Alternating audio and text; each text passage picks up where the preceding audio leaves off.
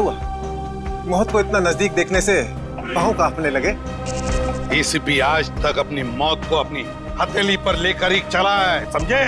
मौत से कभी डरा नहीं है वो। इतनी बड़ी बड़ी बातें हैं, अब बातों का वक्त नहीं है, अब एक्शन का वक्त है। कूदो एसीपी, छलांग लगाओ। 1 मिनट, लेकिन तुम पर कैसे विश्वास कर सकता हूँ कि मेरे कूदने के बाद तुम इन तीनों को छोड़ दोगे? तुम्हारे पास और कोई चारा भी नहीं। कूदो एसीपी।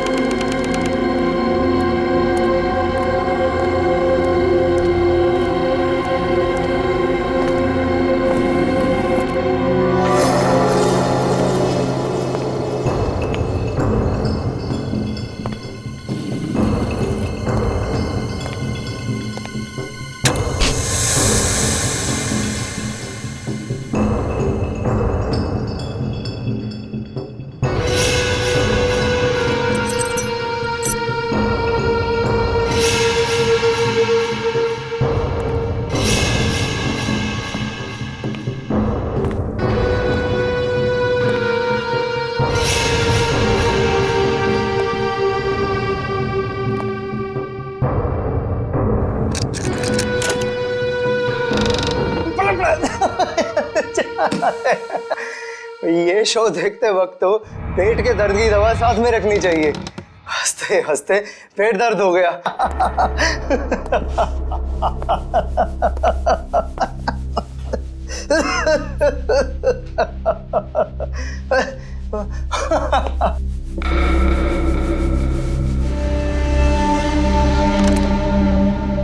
कौन है ये? प्रमोद कौन है ये? बहुत खुशकिस्मत हो तुम। मौत से कुछ पल पहले इतनी हंसी और इतनी खुशी हर किसी को नसीब नहीं होती। कौन हो तुम? अंदर कैसे आए? मौत को अंदर आने के लिए किसी न्योते की जरूरत नहीं पड़ती है।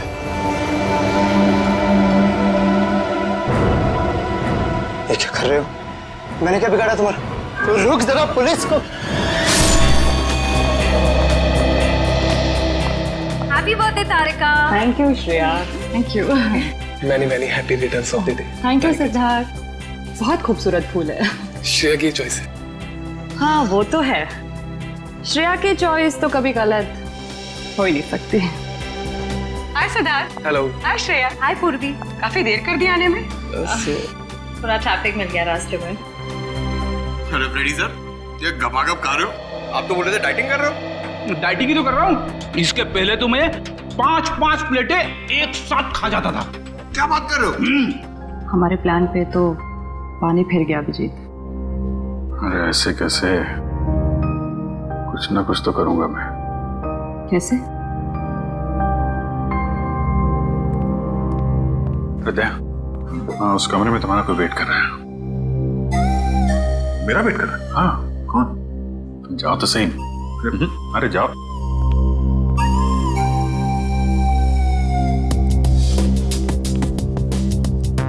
है सिद्धार्थ, वो तुम्हें मेरी जासूसी नॉवेल्स की कलेक्शन देखनी थी ना? चलो दिखाती हूँ। चलो श्री। अरे कभी तो श्रेया को अकेले छोड़ो। ऐसी कोई बात नहीं है ना? चलो। इट्स ओके सिद्धार्थ, जाओ तो। चलो।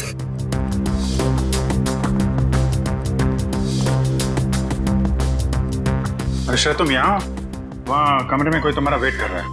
कौन? अरे जाओ देखो तो सही। अरे सर,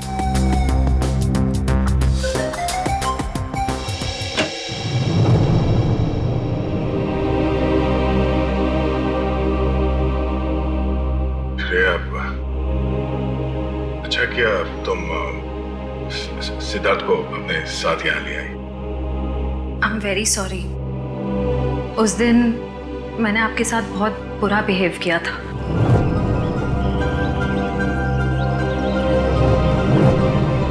छोड़ो ना,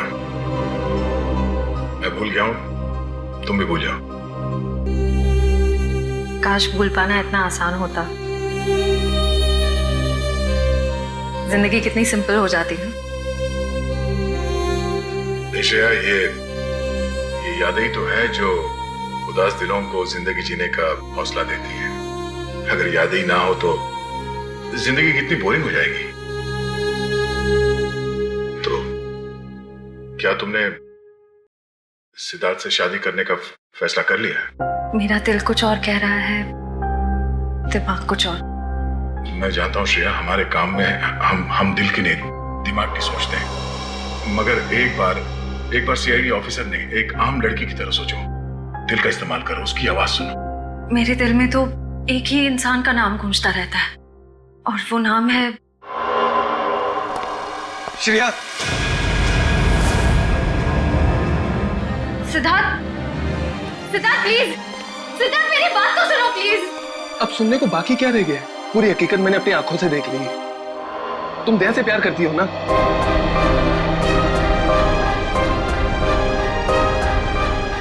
सिद्धार्थ, मैं इस बारे में तुमसे बात करने वाली थी। क्यों नहीं? सिद्धार्थ, काम इतना होता है, मौका ही नहीं मिला मुझे। मौका नहीं मिला? I just can't believe I heard that. Siddharth please मेरी बात तो सुनो। ये इतना आसान नहीं हो के मैं आपको मेरी जगह रखकर तो सोचो, फिर पता चलेगा मैं किस अग्नि परीक्षा से गुजर रही हूँ।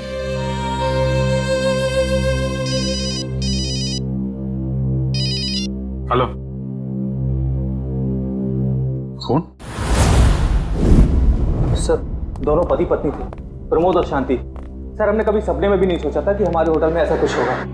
एक मिनट, आप बाहर खड़े रहिए।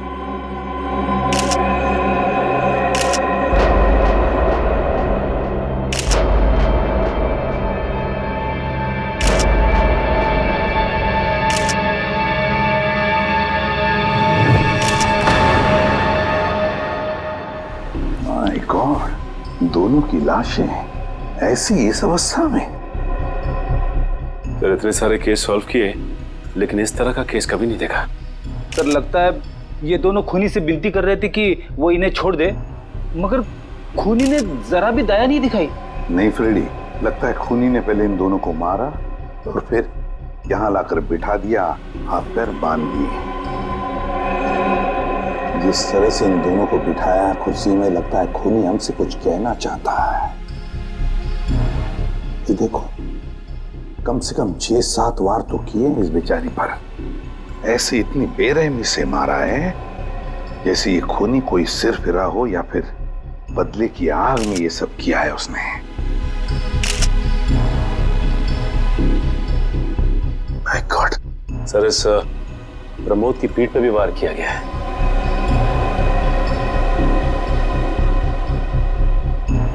क्या हुआ? सर, इसकी सांसें चल रही है, जिंदा ही। प्रमोद जिंदा है? तुम्हें जल्दी से इसे हॉस्पिटल ले जाओ, इसका जिंदा रहना बहुत जरूरी है। संभाल के। चल। आजा।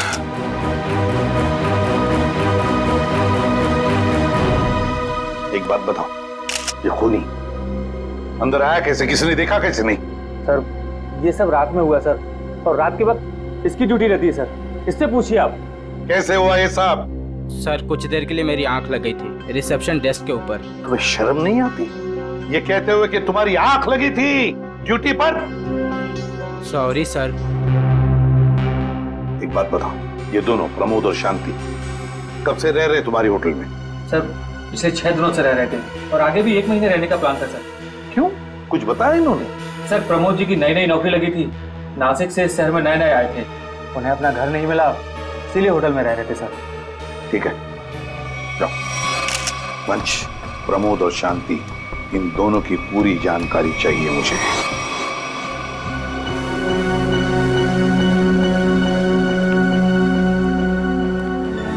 हाँ सचिन, ये प्रमोद कैसा है? सर, डॉक्टर ने ऑपरेशन शुरू कर दिया है, थोड़ी देर में पता चल जाएगा सर। लगता है सचिन, ये खूनी शांति को ही मारने आया था, प्रमोद को नहीं। देखो ना, उसने प्रमोद पर सिर्फ एक ही वार किया और फिर देखा तक नहीं कि वो जिंदा है या मर गया।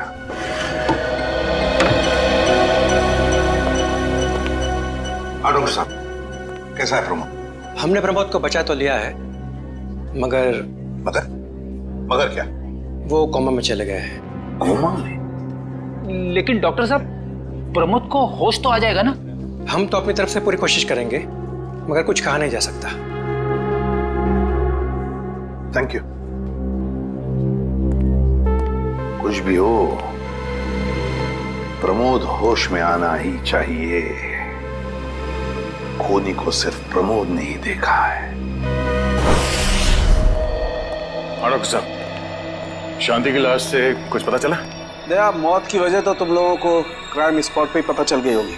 पेट पर चाकू के इतने सारे घाव हैं, उसी की वजह से मौत हो गई बेचारे की। हाँ, वो तो हमें पता चल गया था। उसके अलावा कुछ और? हाँ, एक खास बात। 2 महीने पहले इसका किडनी का ऑपरेशन हुआ था। ये देखो, इसमें फोटो है। किडनी का ऑपरेशन? वंश, पता करो शहर के किस हॉस्पिटल में शांति के किडनी का ऑपरेशन हुआ था। और सर, वो क्राइम सीन पे जो खून मिला था वो शांति और प्रमोद का ही है। खूनी ने खून करने से पहले एक एक कदम फूंक फूंक कर रखा है। हाँ, काफी प्लानिंग की है खूनी ने इस जुर्म को अंजाम देने के लिए। उसे पता था कि ये प्रमोद ऑफिस से कितने बजे वापस आता है, और वो होटल के कमरे में पहुंच गया जब दोनों मौजूद थे। पर सर, अगर उसका मकसद शांति को ही मारना था तो वो तो प्रमोद के आने से पहले ही जुर्म को अंजाम देकर वहां से फरार हो सकता था। हाँ, ये बात तो है। मुझे लगता है खूनी ने प्रमोद के ऊपर सिर्फ एक ही बार वार किया, और वो इसलिए क्योंकि वो चाहता था कि वो कोमा में पहुंच जाए और जिंदा लाश बन जाए। सर, लगता है ये खूनी कोई एक्सपर्ट है जो अच्छी तरह से जानता था कि वार कहाँ पे करना है। सर, वो एक्सपर्ट नहीं, मुझे तो सरफिरा लगता है। वरना मारने के बाद इन्हें प्रार्थना की पोजीशन में क्यों बैठा था? कोई तो गहरा कारण है सबके पीछे जो इस खूनी के अतीत से जुड़ा हुआ है। क्या प्रमोद की बीवी का खून हो गया और प्रमोद कोमा में है? जी हाँ। खैर, अब ये बताइए कि पिछले कुछ दिनों से प्रमोद का स्वभाव कैसा था? क्या वो डरा डरा रहता था या कुछ और अजीब बात? नहीं, ऐसा तो कुछ नहीं था। पर हाँ सर, मैंने उनको काम में बहुत सारी गलतियां करते देखा। साफ साफ बताइए, प्रमोद किस तरह की गलतियां कर रहा था? बेसिक अकाउंटिंग की गलतियां। मुझे तो हैरानी हो रही थी कि इतने काबिल और इतने क्वालिफाइड इंसान ऐसे बच्चों वाली गलतियां कैसे कर सकता है कोई। वो तो अच्छा हुआ कि मैंने उनकी गलती देख ली, वरना पूरी अकाउंट शीट खराब हो जाती। सर, मुझे तो लगता है उन्हें काम आता ही नहीं था। ऐसा कैसे हो सकता है? वो जिस कंपनी से आए थे वो तो बहुत बड़ी कंपनी थी, और कोई भी बड़ी कंपनी किसी ऐसे आदमी को अपने यहाँ नौकरी पर क्यों रखेगी जिसे उसका काम ही नहीं आता हो? अब तो इस प्रमोद की सारी कुंडली निकालनी पड़ेगी। तो पति पत्नी प्रमोद और शांति एक नंबर के धोखेबाज थे। उनके सारे सर्टिफिकेट्स और डॉक्यूमेंट्स नकली हैं। स्कूल और कॉलेज हर जगह के। ऐसी क्या वजह हो सकती है जिस वजह से 420 करके ये उस फाइनेंस कंपनी में काम कर रहा था? ये उस प्रमोद को वहाँ काम करके क्या फायदा हो सकता है? इस सवाल का जवाब तो उसी वजह से जुड़ा है निखिल, जिसकी वजह से इस प्रमोद की हत्या की गई। पर वजह जो भी हो, उस वजह का पता तो सीआईडी निकाल ही लेगी। लेकिन सर, हो सकता है इन दोनों का नाम भी नकली हो सकता है। ऐसा भी हो सकता है कि ये दोनों असली प्रमोद और शांति हो ही ना, बल्कि कोई बहरूपिये हों जिन्होंने उन दोनों की जगह ले ली हो सकता है। एक सेकंड। हेलो, हाँ बोल रहा हूँ। हाँ, कौन सा hospital? Okay, thank you so much. क्या हुआ निखिल? हमारा अंदाजा सही निकला। 2 महीने पहले पुणे की मोती हॉस्पिटल में इस प्रमोद की पत्नी का एक ऑपरेशन हुआ था। वहाँ प्रमोद की पत्नी का नाम शांति नहीं बल्कि विनीता लिखा हुआ है। विनीता? मोती हॉस्पिटल, पुणे।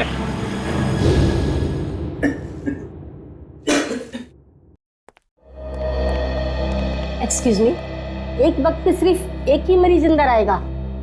हम लोग सीआईडी से। सीआईडी? मगर यहाँ मुजरिम कौन है? इसी की तलाश है हमें। एक्चुअली आपके हॉस्पिटल में 2 महीने पहले एक ऑपरेशन हुआ था, उसी के बारे में कुछ जानकारी चाहिए हमें। किसका ऑपरेशन? ये दोनों आपकी हॉस्पिटल में आए थे? ये तो मिसेस विनीता कुमार हैं। हाँ, मिसेस विनीता कुमार। और ये इनके पति, इनकी मौत हो गई? जी हाँ, विनीता कुमार का खून हो चुका है और उनके पति प्रमोद अब कोमा में है।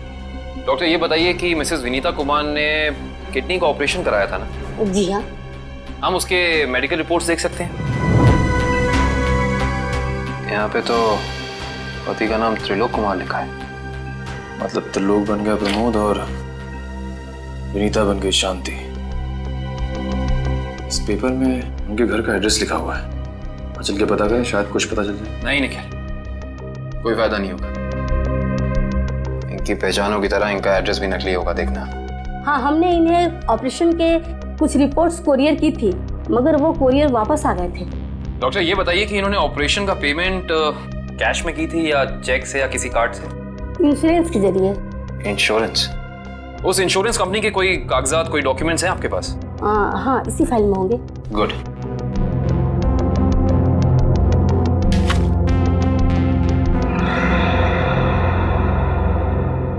बिज हेल्थ इंश्योरेंस।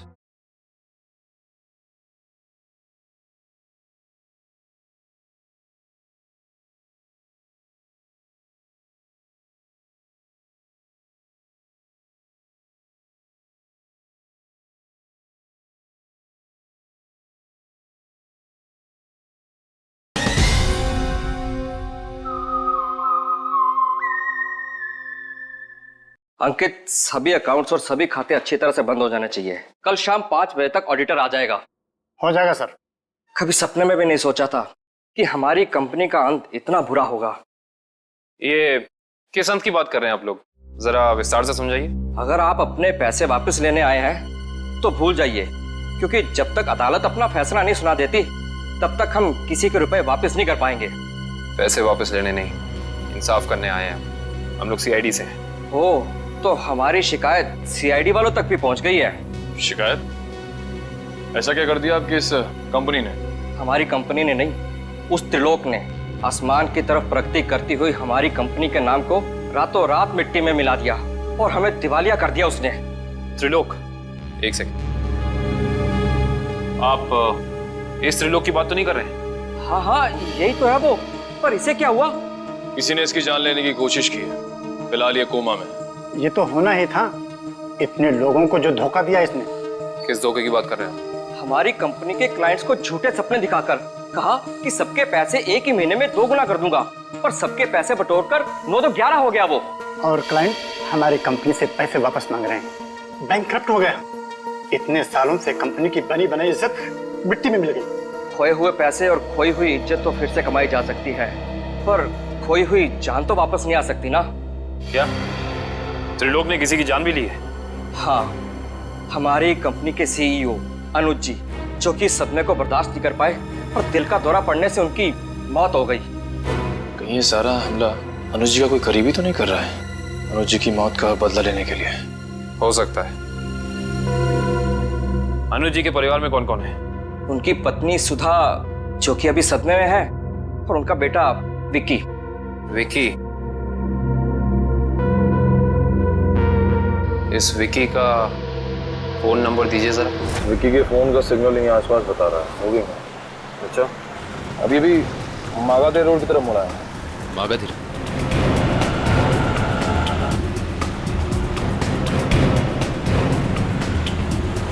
देखो सिग्नल में कुछ पता चला? एक मिनट में। क्या हुआ? इस विक्की के फोन का सिग्नल यहीं आसपास बता रहा है। कहीं विक्की इस बाइक को तो नहीं? हाँ सर, हो सकता है ये विक्की है। चेक करते हैं।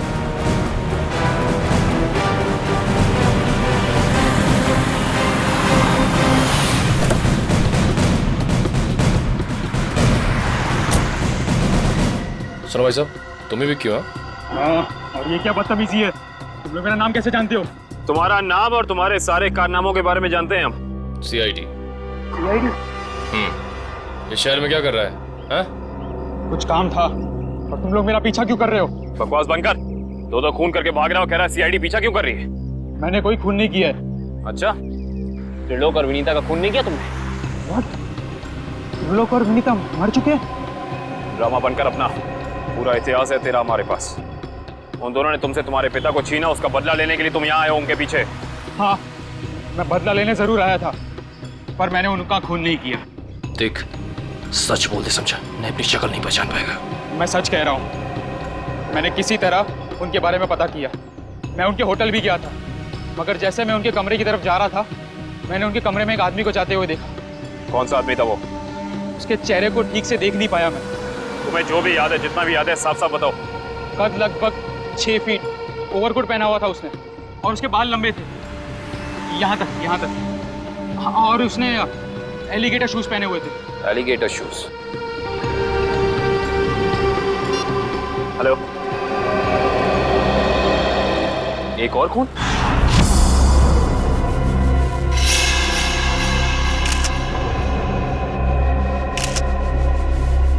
लाश ऐसे अजीब ढंग से क्यों बैठा है? कमाल है सर, पिछले वाले केस में खूनी ने उन दोनों को होटल में चाकू मारकर प्रार्थना वाली पोजीशन में बैठाया था और इसे गोली मार के इस तरह से। लगता है दोनों का खूनी एक ही है।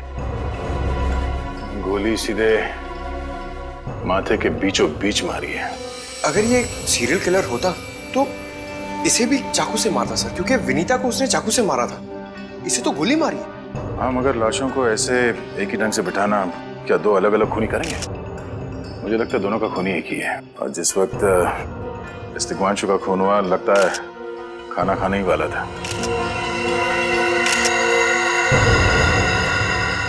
तो यहाँ पे दूसरी प्लेट भी पड़ी है, कहीं ऐसा तो नहीं कि ये तिग्मांशु की बीवी के लिए थी? मैम सब तो 1 हफ्ते के लिए गाँव गई हुई है, 1 हफ्ते के बाद लौटेगी। तो क्या घर में कोई और आदमी था जिसके लिए तिग्मांशु ने एक और प्लेट में खाना डाला? नहीं साहब। अच्छा, जब तुम घर वापस आए उस वक्त ये दरवाजा खुला था या बंद था? नहीं साहब, बंद था। तो फिर तुम घर के अंदर कैसे हैं? साहब ने एक चाबी मेरे पास भी दे रखी है। तो जो कोई भी था, ऐसा लगता है कि तिग्मांशु उस आदमी को जानता था। एक काम करो सचिन, पंकज, घर की अच्छी तरह से तलाशी लो, देखो कुछ मिलता है क्या।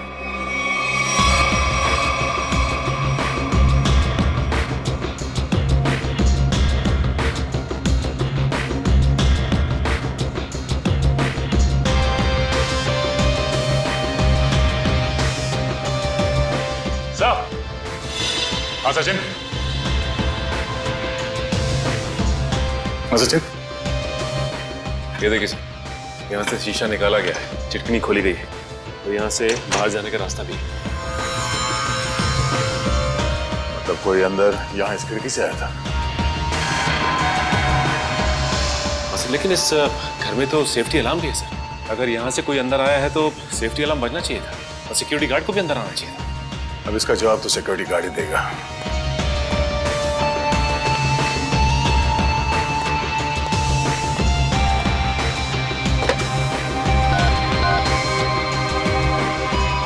Hello security. अच्छा, आज दोपहर को तिग्मांशु जी के घर से अलार्म बजा था, तो फिर आप चेक करने के लिए उनके घर पे क्यों नहीं आए? ओ, ऐसी पिछले हफ्ते भी? ठीक है, थैंक यू।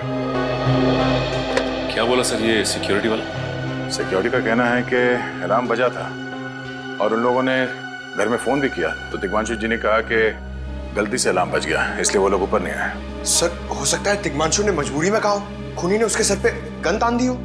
कुछ कह नहीं सकते।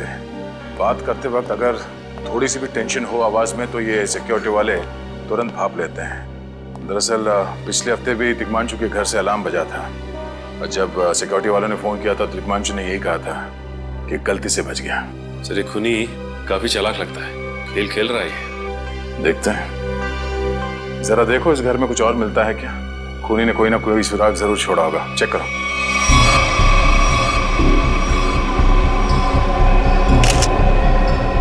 सर एक मिनट सर।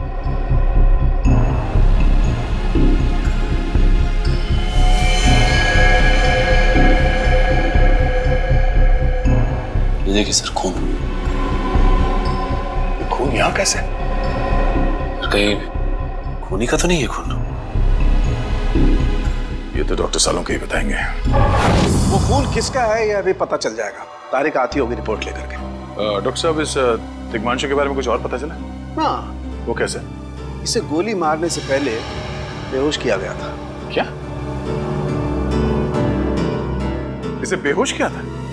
इसके खून में मुझे एक खास किस्म की दवाई के अंश मिले हैं जो अक्सर इंसान को बेहोश करने के लिए दी जाती है, और वो दवाई इसे इंजेक्शन के जरिए दी गई थी। ये देखो। सर, बहुत ही अजीब बात है। अगर खूनी इसे मारना चाहता था तो सीधा गोली मारकर इसका काम तमाम कर सकता था। फिर ये जहर की दवाई क्यों दी होगी? और सर एक और बात पता चली, तिग्मांशु जिस हालात में हमें मरा हुआ मिला था वो एंशिएंट कल्चर के हिसाब से प्रार्थना करने की पोजीशन, खाना खाने से पहले। तो फिर तो शांति और तिग्मांशु दोनों का खूनी एक ही आदमी है। ये खूनी के लिए ये हत्याएं जुर्म नहीं, एक जश्न है। इसीलिए उसने टेबल पे ये प्लेटें सजाई, उसमें खाना रखा, एक अपने लिए और एक तिग्मांशु के लिए। और सर, तिग्मांशु को प्रार्थना की पोजीशन में बैठा के उसने गोली मार दी। सर, मैंने कहा था ना, ये खूनी एकदम सरफिरा है सर। हाँ सर, लगता है ये खूनी अपने आप को बहुत शक्तिशाली महसूस करता है। जिस वक्त इन सबकी गर्दनें झुकी होती हैं उसके सामने, उसे आनंद आता है। नहीं सचिन, खूनी का मकसद लोगों को अपने सामने झुकाना नहीं, बल्कि अपने लिए प्रार्थना करवाना था। क्या मतलब? ये रही उस खून की रिपोर्ट। ये खून ना ही तिग्मांशु का है और ना ही उसके घर वालों का। ये खून उस खूनी का ही है। खूनी का? मगर वहां तो हाथापाई के कोई निशान नहीं मिले और उस जगह को देख के ऐसा लगा भी नहीं कि तिग्मांशु ने सेल्फ डिफेंस में खूनी के ऊपर हमला किया होगा। वो इसलिए दया क्योंकि ये खून खूनी ने अपने मुंह से थूका था। हमें इसके खून में से इसके सलाइवा के कुछ अंश भी मिले। उसकी तबीयत खराब है क्या? हाँ, वो बीमार है। उसके खून में एथिमोलाइसिन नाम की दवाई का अंश मिले हैं और उसका कीमोथेरेपी हुआ था। इसका मतलब उसे कैंसर है, ब्रेन का कैंसर, लास्ट स्टेज का ब्रेन कैंसर। इसीलिए वो लोगों से अपने लिए प्रार्थना करवा रहा है ताकि उसकी ये बीमारी ठीक हो जाए। हमारे क्रिमिनल डेटाबेस में चेक करो, पता करो ये कोई पुराना पापी तो नहीं है। नहीं सर, उस खूनी का हमारे क्रिमिनल डेटाबेस में कोई रिकॉर्ड नहीं है। कोई इतिहास नहीं है? नहीं सर। सर, तिग्मांशु की पूरी कुंडली निकाल के लाओ सर। प्रमोद की तरह इसकी पहचान भी नकली है। व्हाट? हाँ सर, ये देखिए, उसका असली नाम राकेश है और जिस तरह प्रमोद को चासू बीसी की आदत थी, ठीक उसी तरह राकेश भी भूली भाली लड़कियों को फंसाता था शादी के झांसे में। कई लड़कियों ने आत्महत्या किया इस तिग्मांशु और राकेश के चक्कर में। हाँ सर, शादी के बाद उनके पैसे लेके ये गायब हो जाता। सर, इसका मतलब खूनी ने 2 ऐसे लोगों को मारा जो पहले से मुजरिम थे। शायद उसने सोचा होगा कि मरने से पहले कुछ अच्छे कर्म कर लूं। नहीं श्रेया, जरूर कोई रिश्ता रहा होगा उसका इन दोनों अपराधियों के साथ। पता करो इन दोनों अपराधियों का केस किस पुलिस स्टेशन में फाइल किया गया था? सर, ब्रेन कैंसर के जितने भी पेशेंट्स हैं शहर में, उन सबकी लिस्ट मिल गई है सर। कुल मिला के ऐसे 50 पेशेंट्स हैं, जिसमें से 10 पेशेंट्स ऐसे हैं जो कैंसर की लास्ट स्टेज पे हैं। उनमें से 4 औरतें हैं, बचे 6। हाँ सर, और इन 6 में से 4 ऐसे हैं जो 70 साल से ऊपर के बुजुर्ग हैं। अब बचे 2, ये उदय और भानु। तुम इन दोनों से मिले? हाँ सर, ये उदय 6 महीने से हॉस्पिटल में है। और भानु?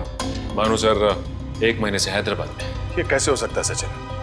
अगर वो मुजरिम इसी शहर में है तो कहीं ना उसका इलाज चल रहा होगा ना कहीं से वो दवाई खरीदता होगा। वांची सर, इस शहर में जितने भी केमिस्ट है जहाँ पे ब्रेन कैंसर की दवाइयाँ बेची जाती है, उन सब की लिस्ट चाहिए मुझे। सब पता चल गया। त्रिलोक और राकेश दोनों के खिलाफ एक ही थाने में केसेस दर्ज किए गए थे, जगतपुरी थाने। इस केस का पूरा इतिहास जगतपुरी थाने से ही पता चलेगा। एक्सक्यूज मी, यस, आपकी दुकान पे ब्रेन कैंसर की दवाइयाँ बेची जाती हैं? जी हाँ, हमारी दुकान उन चुनिंदा दुकानों में से है जहाँ ये दवाई आपको मिलेगी। वैसे ये दवाइयाँ बहुत कम लोग खरीदते होंगे नहीं? जी, बहुत महंगी है एक्चुअली। अच्छा, जो लोग ये दवाइयाँ खरीदते हैं उनकी लिस्ट मिल सकती है हमें?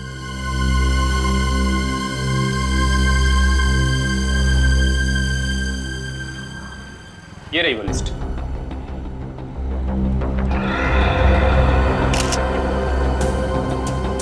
तपन, उदय और नितिन, ये तीनों लोग तो उस मरीज की लिस्ट में थे। अच्छा, आपको पूरा यकीन है कि इनके अलावा और कोई नहीं आता ये दवाई लेने के लिए? जी नहीं, लेकिन हो सकता है कोई गैर कानूनी तरीके से ये दवाई खरीद रहा हो। ये दवाइयाँ काफ़ी महंगी है ना, आम आदमी इसका खर्चा नहीं उठा सकता। अच्छा, आप किसी ऐसे आदमी को जानते हैं जो ये गैर कानूनी काम करता है? एक आदमी है, आंद्रे नाम है उसका। प्यार से लोग उसे एंडी कहते हैं। ये जो ज्वाला रोड पे पब्लिक पार्क है ना, अक्सर वही। कांस्टेबल सुनील? Yes sir. आप सीआईडी से ही हैं ना? हाँ, हमारी बात शायद आप ही से हुई थी। सर बताइए, कांस्टेबल सुनील आपके लिए क्या कर सकता है? सुनील जी, हाल फिलहाल में इस रिकॉर्ड रूम में कोई चोरी वगैरह हुई थी क्या? चोरी नहीं तो सर, अब यहाँ वाला कोई चोरी कैसे करेगा? सुनील, फिर आप एक हेल्प कर सकते हैं हमारी। हमें 2 मुजरिमों की फाइल चाहिए। एक का नाम है त्रिलोक कुमार और दूसरे का राकेश भिवेन। एक मिनट सर, क्या नाम बोले? राकेश? राकेश भिवेन।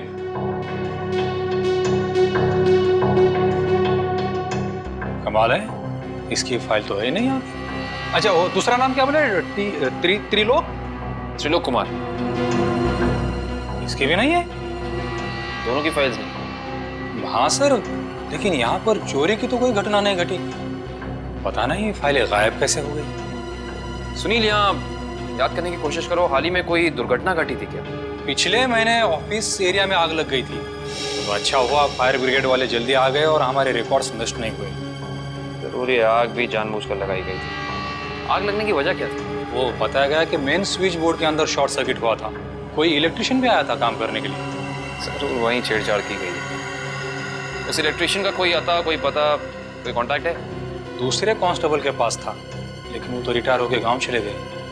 हाँ, कोई बात नहीं। सुनील, एक काम करिए, आप चेक करके बताइए कि और किन किन मुजरिमों की फाइल्स यहाँ से गायब हुई हैं। पता तो चले आखिर अगला शिकार है कौन इस अनोखे खूनी का। ये ले पैसे। अरे ये दवाइयाँ तो असली है ना। अरे अंकल जी, ये जो शक की बीमारी है ना, कैंसर से भी ज्यादा खतरनाक है। अगर आपको यकीन नहीं है कि ये दवाई असली है या नहीं, तो खुद जाकर दुकान से क्यों नहीं खरीद लेते? अरे तुम तो बुरा मान गए, मैं तो बस ऐसे ही पूछ रहा था, मेरा मतलब वो नहीं। जानते हो, इस तरह से दवाइयाँ बेचना और खरीदना दोनों गैर कानूनी है। बाकी तुम्हारा कोई फायदा नहीं है। मैंने सुना था कि सीआईडी बड़े बड़े केस हैंडल करता है।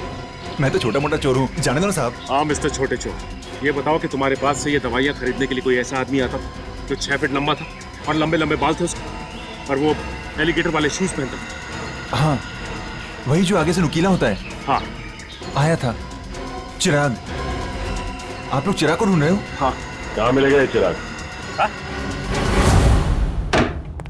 चिराग?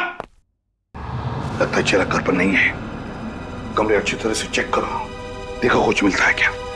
पंकज, कंप्यूटर चेक करो।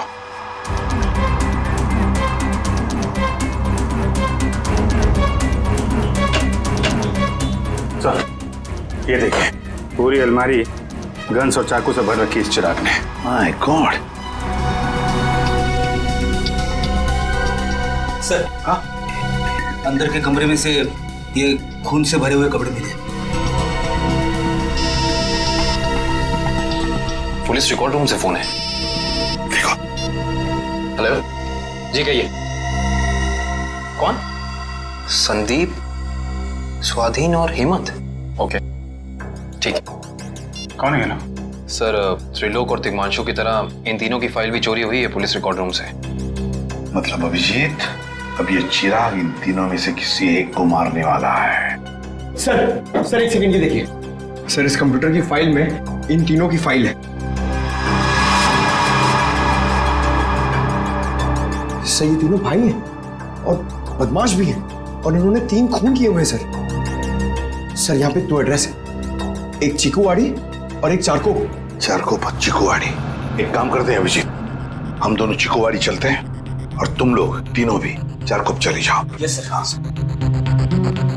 चलो अभिजीत।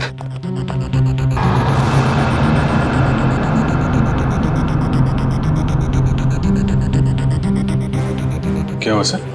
अभिजीत, ये पेन, ये मेरा पेन है अभिजीत। आपका पेन?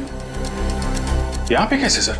ये पेन मैंने जग्गा को दिया था, जग्गा को। जग्गा सर, वो आपका खबरी? हाँ अभिजीत, मेरा खबरी। मगर जग्गा तो मर चुका है सर। हाँ अभिजीत, तो मर चुका है, लेकिन जिस खून में तलाशी करने में मदद की थी जग्गा ने हमारी, उस वक्त वो खून भी इसी तरह हो रहे जैसे आज हो रहे हैं। खून करने के बाद लोगों को प्रार्थना की पोजीशन में रखा जाता है। चलते हैं सर। नहीं अभिजीत, क्योंकि अभिजीत जिस तरह से वो खून किए जा रहा है, लगता है मुझे संदेशा भेज रहा है, मुझे मिलना चाहता है अकेले में।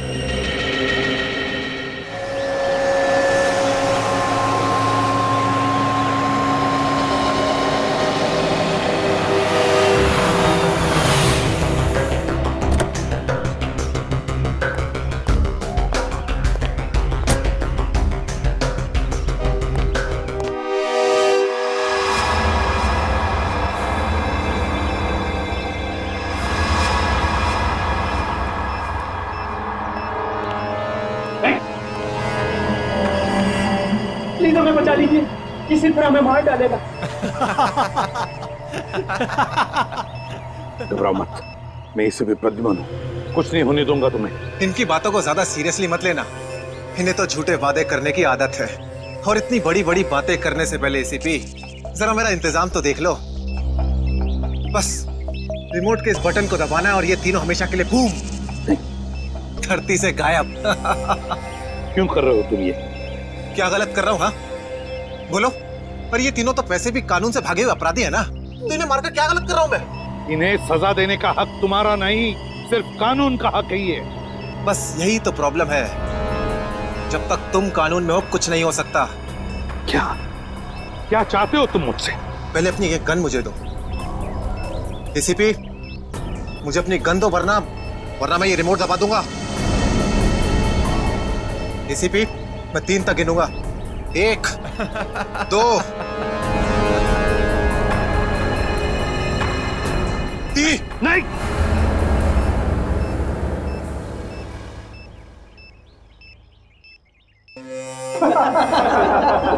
बहुत अच्छे, बहुत अच्छे। तो तुम जानना चाहते थे ना कि मैं तुमसे नफरत क्यों करता हूँ? हाँ। जग्गा खबरी का नाम ध्यान है? याद है मुझे। मैं उन्हीं का बेटा हूँ। पता चल चुका था मुझे। एसीपी तुमने मेरे पिताजी से वादा किया था ना कि तुम उनका बाल भी बाका नहीं होने दोगे, फिर क्यों नहीं बचा सके उन्हें? बोलो।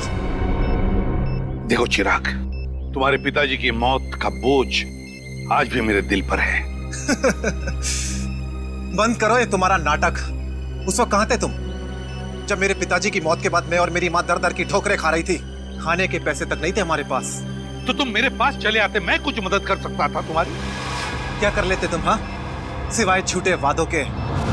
तुम्हें पता है एसीपी, मुझे कैंसर है, आखिरी स्टेज, और ये इसीलिए क्योंकि मेरी माँ के पास पैसे नहीं थे मेरे इलाज के लिए।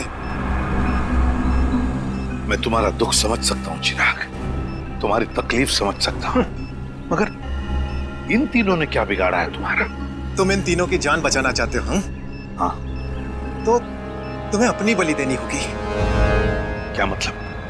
मतलब तुम इस बिल्डिंग से छलांग लगानी होगी, ताकि फिर कोई जग्गा खबरी सीआईडी का शिकार ना बने।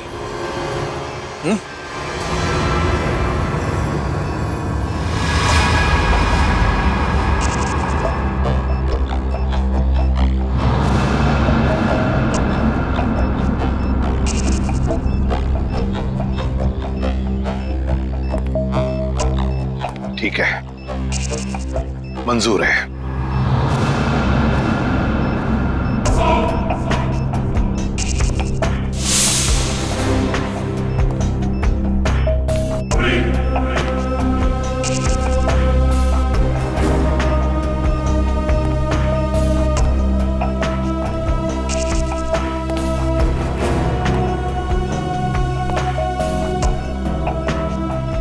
चढ़ो एसीपी, चढ़ो।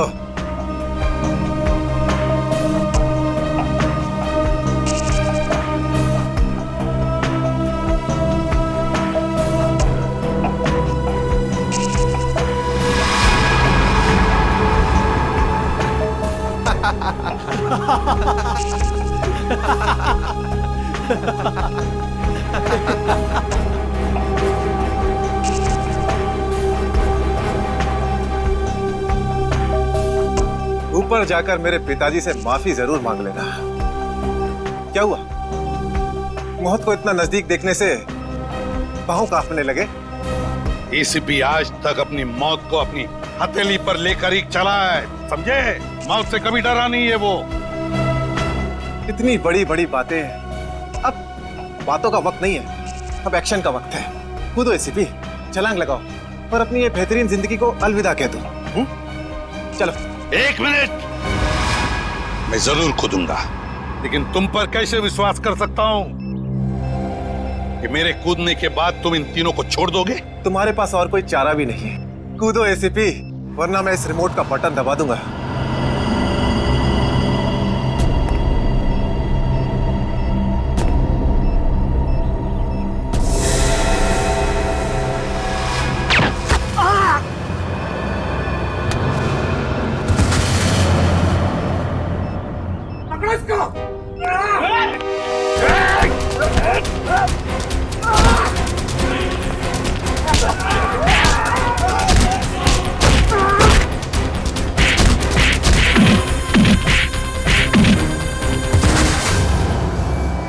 बस मिस्टर चिराग, बहुत चला लिया न्याय की अदालत।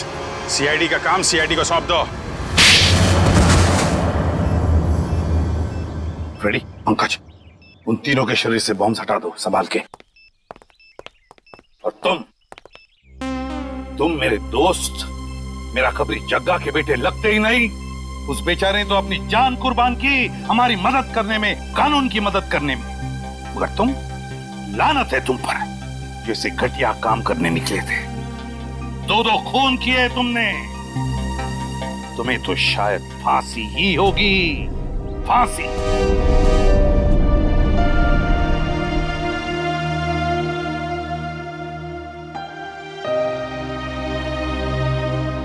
बड़े बुजुर्ग कह गए कि अगर कोई चिंता सताए तो उस चिंता को अपने कलेजे के अंदर अंगार बनने नहीं देना चाहिए। कलेजा चल जाता है। मुझे कोई चिंता नहीं सता रही है। In fact I think I am the luckiest girl in the world right now. CID में सब मेरे काम से खुश हैं। मेरे पास तुम दोनों जैसे दोस्त हैं। मेरी शादी होने वाली है। एक लड़की को और क्या चाहिए होता है? शायद प्यार। प्यार भी तो है ना मेरे पास। मम्मी पापा का प्यार, दोस्तों का प्यार और सिद्धार्थ का प्यार। जुबान की बात दिल से मेल नहीं खा रही है श्रेया। मतलब ये कि दिल की बात जुबान पे लाने का वक्त आ गया है श्रेया। वो श्रेया कहाँ गई? हाँ, जो अपने सारे डिसीजंस खुद लेती थी, जिसे पता था कि उसको अपनी जिंदगी में क्या चाहिए। हाँ श्रेया, अब वक्त आ गया है। तुम्हें किसी एक को चुनना ही होगा। और अगर तुमने एक स्ट्रॉन्ग डिसीजन नहीं लिया ना, तो उसका असर तुम्हारी जिंदगी पर नहीं, बाकी 2 जिंदगियों पर भी पड़ेगा। मैं क्या डिसीजन लूं? किसे चुनूं? उस इंसान को जिसे मैं बहुत प्यार करती हूं, पर उन्होंने कभी अपने प्यार का इजहार नहीं किया, या शायद वो मुझसे प्यार करते ही नहीं, या फिर उस इंसान को जो मुझसे बहुत प्यार करता है, मुझे पलकों पर बैठा कर रखता है। मगर यहाँ पे इम्पोर्टेंट सवाल ये है कि तुम किससे प्यार करती हो? नहीं तारिका, यहाँ ये बात इम्पोर्टेंट है कि अब मैं पीछे नहीं हट सकती। मेरे किसी भी डिसीजन से ना सिर्फ सिद्धार्थ को, बल्कि उसकी और मेरी फैमिली को बहुत दुख होगा। बच्चों जैसी बातें मत करो श्रेया। हर माँ बाप चाहते हैं कि उनके बच्चे को जिंदगी की हर खुशी मिले। तुम सिद्धार्थ के साथ खुश नहीं रह पाई तो क्या अंकल आंटी खुश रह पाएंगे? और अगर तुम खुश नहीं रही तो क्या सिद्धार्थ खुश रह पाएगा? तुम्हारा एक कदम श्रेया बहुत सारी जिंदगियों को अफेक्ट करेगा। तुम बस दिल से काम लो। देखो, दिल हमेशा सही रास्ता दिखाता है। ठीक है, अब से मैं अपने दिल की बात सुनूंगी। अगर मैं किसी भी कदम पर कमजोर पड़ जाऊं तो तुम दोनों को मुझे सही रास्ता दिखाना होगा। हाँ, लेकिन एक शर्त पे। कैसी शर्त? तुझे आइसक्रीम खिलानी पड़ेगी। Of course.